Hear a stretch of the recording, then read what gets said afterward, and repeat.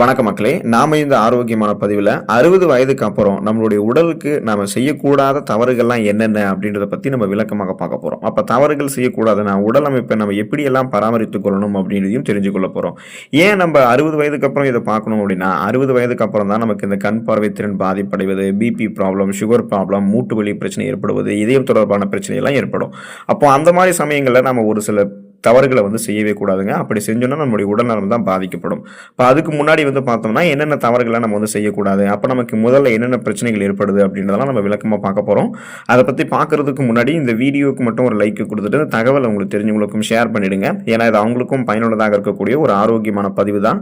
இது போன்ற அப்டேட்ஸ்கள் நீங்கள் தொடர்ந்து பார்க்கறதுக்கு நம்மளுடைய ஹெல்த் நியூஸ் தமிழ் சேனலை மறக்காமல் சப்ஸ்கிரைப் பண்ணி வச்சுக்கோங்க. பக்கத்தில் இருக்கக்கூடிய பெல் பட்டனையும் கிளிக் பண்ணி ஆல் அப்படின்ற ஆப்ஷனையும் செட் பண்ணி வச்சுக்கிட்டீங்க அப்படின்னா நாங்கள் போடக்கூடிய எல்லா அப்டேட்ஸும் உங்களுக்கு நோட்டிஃபிகேஷன் அடிக்கடி சேரும். சரிவாங்க மக்களே, இப்போ வீடியோக்குள்ள போயிடலாம். இப்போ 60 வயதுக்கு அப்புறம் நம்ம செய்யக்கூடாத தவறுகளை பார்க்கறதுக்கு முன்னாடி அப்போ அந்த 60 வயதுக்கு அப்புறம் நம்மளுடைய உடலில் என்னென்ன பிரச்சனைகள் ஏற்படுன்றதை முதல்ல நம்ம தெரிஞ்சுக்கணும்.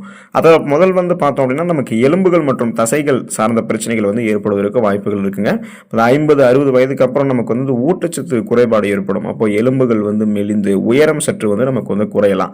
தசைகளினுடைய வலிமை மற்றும் நெகிழ்வு தன்மை குறைவதால மூட்டு வலி, அதாவது ஆர்த்ரைடிஸ் மற்றும் சமநிலை இழப்பு ஏற்படும். அதாவது பேலன்ஸ் தடுமாற நமக்கு ஆரம்பிக்குங்க.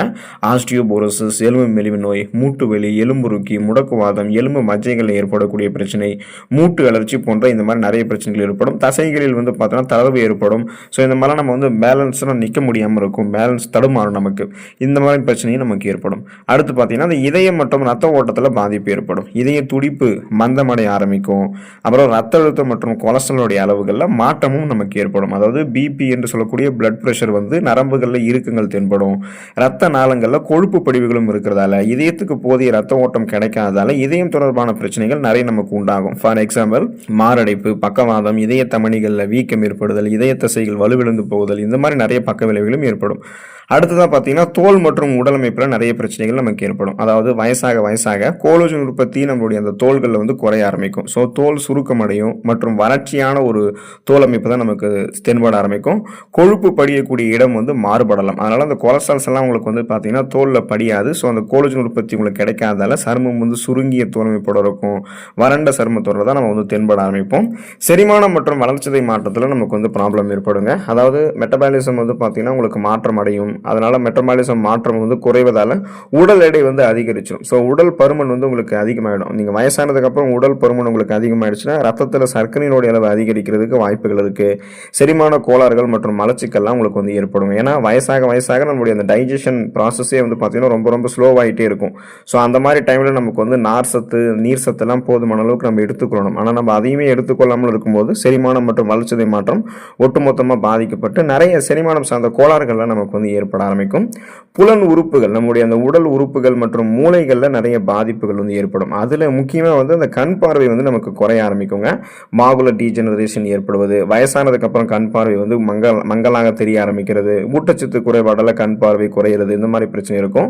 காது கேளாத அந்த மாதிரி ஒரு பிரச்சனையும் இருக்கும். இன்னும் பார்த்தீங்கன்னா அந்த நினைவாற்றல் இழப்பு அப்படின்ற அறிகுறிகள் நமக்கு வயசானதுக்கு அப்புறம் ஏற்படும். இப்போ மறதி அப்படின்றது வயசானவங்களுக்கு ஏற்படுவதுன்றது இயல்பு தான். ஆனால் மறதி நம்ம கட்டுப்படுத்திக்க முடியுமே தவிர முழுவதுமாக நீக்கிக் கொள்ள முடியாது. ஸோ அதையுமே நம்ம தெரிஞ்சுக்கணும். டிமென்ஷியா, பார்க்கின்சன், அல்சைமர் போன்ற அந்த நரம்பியல் சார்ந்த ஞாபக மறதி நோய்களும் நமக்கு ஏற்படும். கண் பார்வை, காது கேளாமல் போகிறது, காதுகள் நிறைய பிரச்சனைகள் ஏற்படுறது, இந்த மாதிரி பிரச்சனையுமே நமக்கு இருக்கும். அதாவது உடல் உறுப்புகளில் நிறைய மாற்றங்கள் நிறைய பிரச்சனை நமக்கு வந்துகிட்டே இருக்கும். ஹார்மோன் சேஞ்சஸ் நமக்கு நடக்கும். அதாவது இப்போ ஆண்களுக்கு அந்த டெஸ்டோஸ்டிரான் குறையலாம். பெண்களுக்கு மாதவிடாய் நின்றதுக்கு அப்புறம் ஏற்படக்கூடிய ஹார்மோன் மாற்றங்களால் உடல்நல பாதிப்புகள் ஏற்படும். அந்த பாதிப்புகள் 40 வயதுக்கு அப்புறம் 50-60 வயதில் அந்த மாதிரி பாதிப்புகள் இருக்கும். ஸோ இப்போ இந்த மாதிரி பிரச்சனைகள்லாம் நமக்கு முக்கிய மாற்றங்களாக இந்த மாதிரி பிரச்சனைகள்லாம் ஏற்படும் தான். 60 வயதுக்கு அப்புறம் மனித உடலில் தசை இழப்பு, எலும்பு அடர்த்தி குறையிறது, மூட்டு வலி, இதய துடிப்பினுடைய வேகம் குறையிறது, இயற்கையாக இந்த மாதிரி பார்த்தீங்கன்னா நிறைய நடந்துகிட்டே இருக்கும். தோல் வறட்சி அடையும், நினைவாற்றல் குறையும், பார்வை மற்றும் கேட்டல் திறன் எல்லாமே பார்த்தீங்கன்னா குறையும். வளர்ச்சிதை மாற்றம் மெதுவாகி எடை இழப்பெல்லாம் வரும். தசைகள் பெரும்பாலும் அதோடைய வலுவை இழந்து போயிடும். செரிமான கோளாறுகள்லாம் ஏற்படுங்க.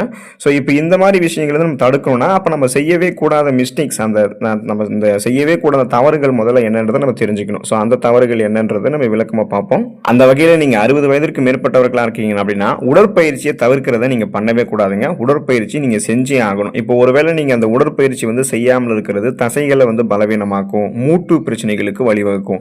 எனவே லேசான உடற்பயிற்சிகளை நீங்கள் தவிர்க்கவே கூடாது, செஞ்சுக்கிட்டே இருக்கணும். அப்போ பார்த்தீங்கன்னா நீங்கள் இந்த உடற்பயிற்சிகளை விட்டுட்டீங்கன்னா உங்களுடைய உடல் நலம் ஒட்டுமொத்தமாகவே பாதிக்கப்படும். பிபி உங்களுக்கு கண்ட்ரோலில் இருக்காது, கொலஸ்ட்ரால் பிரச்சனை கண்ட்ரோலில் இருக்காது, இதனால் இதயம் தொடர்பான பிரச்சனைகள் ஏற்படும், மூட்டு வலி தொடர்பான பிரச்சனைகளும் ஏற்படும். ஸோ சுகர் ப்ராப்ளம் கூட உங்களுக்கு வரலாம். அப்போ நம்ம எளிய உடற்பயிற்சிகளை செய்யணும். இந்த உட்கார்ந்து எழுந்திருக்கக்கூடிய ஸ்குவாட்டிங் உடற்பயிற்சி, எளிமையாக சைக்கிள் ஓட்டுறது, நீச்சல் உடற்பயிற்சியெல்லாம் நம்ம செய்யலாம். இன்னும் குறிப்பாக பார்த்தீங்கன்னா ஒன்றுமே பண்ண முடியல அப்படின்னாலும் நீங்கள் ஒரு குறிப்பிட்ட தூரத்துக்கு ஒரு 10லேருந்து 15 நிமிடங்கள் பார்த்தீங்கன்னா ஒரு 100 மீட்டர் தூரத்துக்கு ஒரு துணையோட நடந்து போகிறது வர்றது. நடைப்பயிற்சி பார்த்தீங்கன்னா மிகச்சிறந்த எளிய உடற்பயிற்சிங்க. ஸோ அந்த உடற்பயிற்சியெல்லாம் நீங்கள் செய்யணும். அப்போ உடற்பயிற்சி தவிர்க்கிறது அப்படின்றது இந்த தப்பு மட்டும் நீங்கள் 60 வயதுக்கு அப்புறம் பண்ணவே கூடாதுங்க. அடுத்து பார்த்தீங்கன்னா இந்த தவறான உணவு முறைகள் பக்கம் நீங்கள் எப்போவுமே போகக்கூடாது. அதிக உப்பு இருக்கக்கூடிய உணவுகள், அப்புறம் எண்ணெயில் வறுத்த பொரித்த அந்த காரசாரமான உணவுகள், அதாவது ஆயில் ஃபுட்ஸ்ன்றதே பொதுவாக 60 வயதுக்கு மேற்பட்டவர்கள் எடுத்துக்கொள்ளக்கூடாது. அதுலேயுமே இன்னும் காரமான உணவுகளை எடுத்துக்கிட்டிங்கன்னா அதுமெல்லாம் அல்சர் பிரச்சனைலாம் உங்களுக்கு ஏற்படுத்தும். அந்த பதப்படுத்தப்பட்ட உணவுகளை உட்கொள்வது இது எல்லாமே பிபி ப்ராப்ளம், இதயம் தொடர்பான பிரச்சனையெல்லாம் உங்களுக்கு அதிகரிக்குங்க. ஸோ அதனால் அந்த தவறான உணவு முறைக்கு நம்ம எப்பவுமே போகக்கூடாது. அதை நீங்கள் செய்யக்கூடாது அந்த தவறு. அடுத்து இந்த மருத்துவ பரிசோதனைகள் தவிர்த்துக்கிட்டே இருக்கக்கூடாது. மருத்துவ பரிசோதனைகளை நீங்கள் செஞ்சணும். அப்போ மெடிக்கல் செக்அப் பண்ணாமல் இருக்கிறது ஒரு மிகப்பெரிய மிஸ்டேக்காக பார்க்கப்படுது. இப்போ வழக்கமான உடல்நல பரிசோதனை ரெகுலர் செக்அப்ஸ் நீங்கள் புறக்கணிக்கிறது நாள்பட்ட நோய்களை முன்கூட்டியே கண்டறிவதை முன்னாடியே தடுத்துரும். அதனால் உங்களுக்கு என்னென்ன பிரச்சனை வருது எப்படின்றதெல்லாம் உங்களுக்கு தெரியாமலே போயிடுங்க. ஸோ அப்படி இருக்கக்கூடாது. அதனால் மருத்துவ பரிசோதனை மெடிக்கல் செக்அப் அப்படின்றத நம்ம பண்ணணும். சில பேர் வாரத்துக்கு ஒரு தடவை மெடிக்கல் செக்அப் பண்ணுவாங்க, அவங்க ரொம்ப வீக்காக இருப்பாங்க. சில பேர் மாதத்துக்கு ஒரு தடவை மெடிக்கல் செக்அப் பண்ணுவாங்க, சில பேர் 6 மாதத்துக்கு ஒரு தடவை மெடிக்கல் செக்அப் பண்ணுவாங்க. ஸோ எப்படியா இருந்தாலும் மருத்துவ பரிசோதனைகளை தவிர்க்கிறது அப்படின்ற தவறை நீங்கள் பண்ணக்கூடாது. மருத்துவ பரிசோதனைகளை செய்யணும். அப்போ தான் நம்மளுடைய உடலில் என்னென்ன பிரச்சனைகள் இருக்குன்றதை பார்த்து நம்ம சரி செய்ய முடியும்.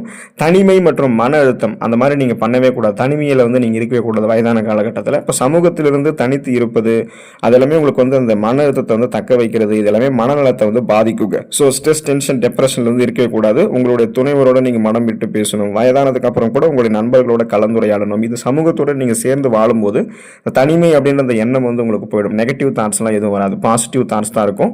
அப்போ அந்த மன அழுத்தத்துலேருந்து நீங்கள் விடுபட்டுருவீங்க. அப்போ அந்த தனிமையாக இருக்கிறது, மன அழுத்தமாக இருக்கக்கூடிய தவறுகள் எல்லாமே நீங்கள் பண்ணக்கூடாது.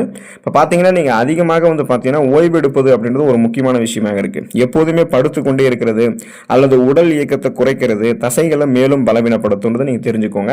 அது ஓய்வு அப்படின்றது வயதானவர்கள் எடுக்கலாம், ஆனால் அதிகமாக ஓய்வு எடுக்கக்கூடாது. இப்போ வயசாயிடுச்சு அப்படின்றதால எப்போதுமே படுத்துக்கிட்டே இருந்தோம்னா அது உடல் நலத்தை தான் பாதிக்கும். ஒரு சில நடைப்பயிற்சிகள், எளிய உடற்பயிற்சிகளை நீங்கள் செய்யணும். உங்களுடைய உடலில் கொஞ்சம் ஆக்டிவிட்டீஸ்லேயும் வச்சிருக்கணும். அப்போ தான் பார்த்தீங்கன்னா அந்த அதிகமாக ஓய்வு எடுப்பது அப்படின்ற தவறை பண்ணாமல் இருக்கும்போது உங்களுடைய தசைகள் எல்லாம் பலவீனமாகாமல் ஸ்ட்ராங்காக இருக்க ஆரம்பிக்கும். போதுமான உறக்க நேரம் இல்லாமல் 60 வயதிற்கு மேற்பட்டவர்கள் அவதிப்படுவாங்க. அப்போ என்ன பண்ணணும் அப்படின்னா உறங்குறது கரெக்டாக உறங்கணும். அந்த உறக்கம் இல்லாமல் இருக்கக்கூடிய அந்த தவறுகளை நீங்கள் பண்ணக்கூடாது. இரவு உணவை தாமதமாக உண்றது மற்றும் போதுமான தூக்கம் இல்லாமல் இருக்கிறது எல்லாமே உங்களுடைய உடல் ஆரோக்கியத்தை பாதிக்குங்க. ஸோ இந்த மாதிரி தூக்கமின்மை பிரச்சனையில் நீங்கள் அவதிப்பட்டீங்கன்னா உடனே என்ன ஏதுன்றதை மருத்துவரை பார்த்து நீங்கள் சரி பண்ணிடணும்.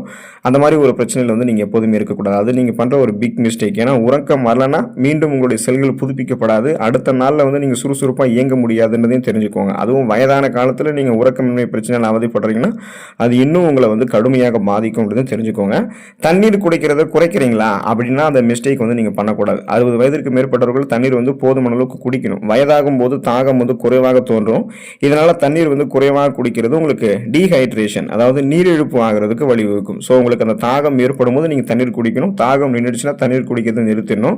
3 லிட்டருக்கும் குறைவாக நம்ம தண்ணீர் குடிக்கக்கூடாதுங்க. எப்போதுமே 3 லிட்டருக்கும் மேலே உங்களுடைய தாகம் எந்த அளவுக்கு இருக்குன்றத பொறுத்து நீங்கள் தண்ணீர் குடிச்சிக்கலாம். ஸோ இப்போ இந்த தவறுகளை எல்லாம் நீங்கள் தவிர்த்துட்டீங்க அப்படின்னா முதியோர் வாழ்க்கையை மகிழ்ச்சியாகவும் ஆரோக்கியமாகவும் மாற்றுவதற்கு இது உதவிகரமாக இருக்கும். அப்போ இந்த மாதிரி மிஸ்டேக்லாம் நீங்கள் பண்ணக்கூடாது. 60 வயதுக்கு அப்புறம் உங்களுடைய உடல்நலத்தையும் மனநலத்தையும் ஆரோக்கியமாக வைத்திருந்து நலமோடு வாழக்கூடிய வாய்ப்பை பெறுங்க. அடுத்த ஆரோக்கியமான பதிவில் மறக்காமல் சந்திப்போம். நன்றி மக்களே.